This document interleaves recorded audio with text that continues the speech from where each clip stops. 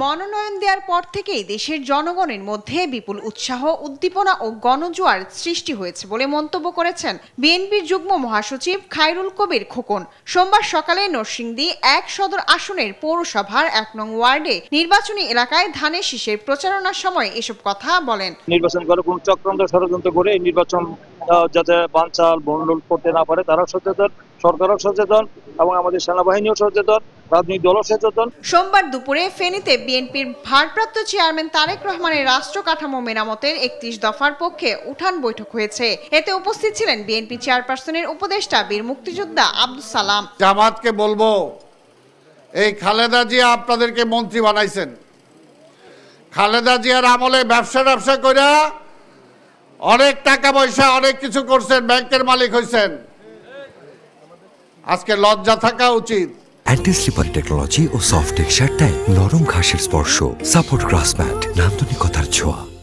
যে বেগম খালেদা জিয়ার এগেইনস্টে আপনারা একটা প্রার্থী দিবেন। কুমিল্লার ৯ আসনে বিএনপি মনোনীত প্রার্থী ও বিএনপি শিল্প বিষয়ক সম্পাদক মোহাম্মদ আবুল কালাম বলেছেন, একটি অদৃশ্য শক্তি ধানের শীষের জোয়ার দেখে বিএনপিকে দ্বিধা বিভক্ত করার চেষ্টা চালাচ্ছে। সকালে সাবেক সংসদ সদস্য আনোয়ারুল আজিমের মেয়ে সামিরা আজিম দোলাকে হাসপাতালে দেখতে গিয়ে তিনি এসব কথা বলেন। গতকালকে লাকসামে একটা অনাকাঙ্ক্ষিত ঘটনাকে কেন্দ্র করে আমরা এখানে আসছি। আমরা আমাদের নেতৃবৃন্দ যারা আহত হয়েছে তাদেরকে দেখতে আসছিলাম। কোনো একটি অদৃশ্য শক্তি বা তৃতীয় শক্তি যেটাই বলেন, আমাদের ধানের শীষের জোয়ার দেখে আমাদেরকে এই জোয়ার এবং এই বিজয় ছিনিয়ে নেওয়ার জন্য একটা তৃতীয় শক্তি আমাদেরকে ডিস্টেন্স বা দ্বিধা বিভক্তি করার জন্য উঠে পড়ে লেগেছেন। এটা কিন্তু দৃশ্যমান।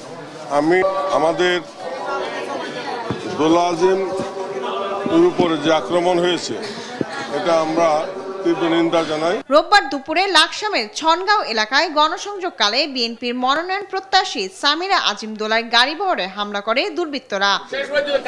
শায়লা খান, নিউজ ডেস্ক, দেশ টিভি।